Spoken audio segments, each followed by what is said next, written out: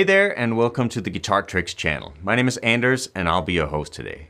Before we get started, make sure you hit the subscribe button so you don't miss any of our lessons in the future. Instead of a tip this week, I'm going to show you a really useful rock soloing trick that's really more of a creative approach than strictly a lick. Let me show you how it works. Let's say we're in the key of D, so we of course have our old pentatonic blues scale pattern up here, starting in the 10th fret.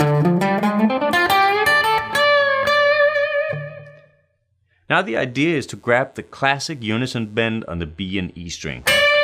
Right, bending up, strumming both, so they kind of ring together like that. Now I'm going to strum that with all 8th note downstrokes in my right hand.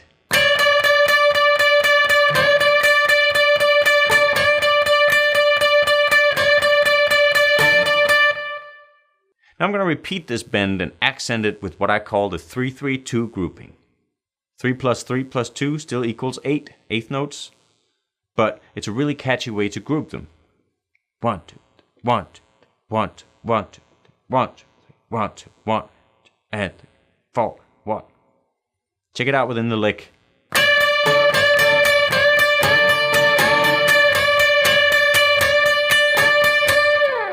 Sounds pretty cool. I'm strumming down, up, down, down, up, down, down, up.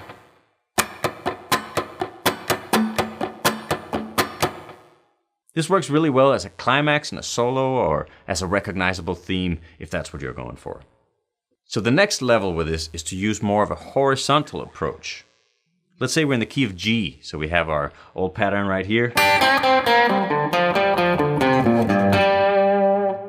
Now the lick would look like this.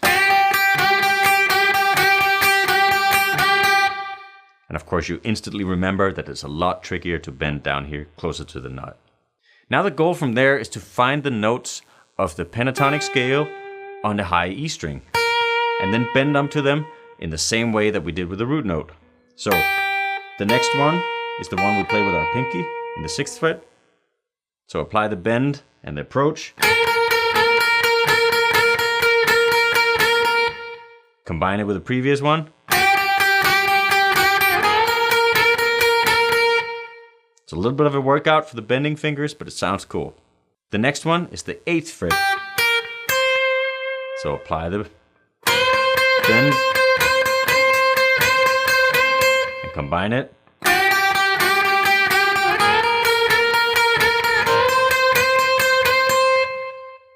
Next one is the 10th fret. And as you work your way up the neck, the frets get narrower and narrower, and it may be beneficial to switch to your 3rd finger bending instead of your pinky. Right, so all 4.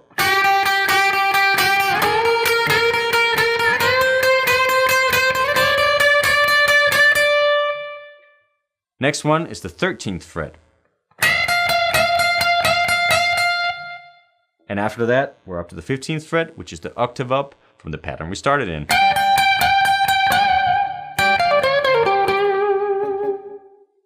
So this is a really cool way to get from the lower pattern to the higher pattern.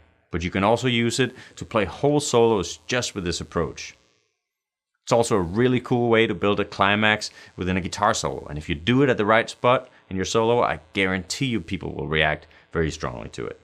Also remember that you don't have to do the full pattern on each of these notes.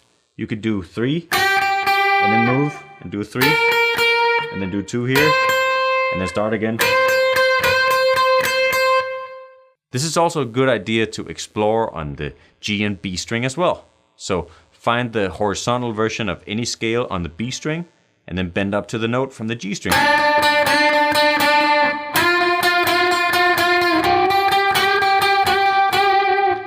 Same idea, different strings. And that's it for our channel episode this week. I hope you'll get a ton of mileage out of this approach. And once again, if you like this stuff, there's a ton more to dig into in our Guitar Tricks Rock course. And of course, if you haven't already, please make sure you hit the subscribe button for more great videos and feel free to like or share this lesson with your friends. Have fun with it, and I'll see you next time.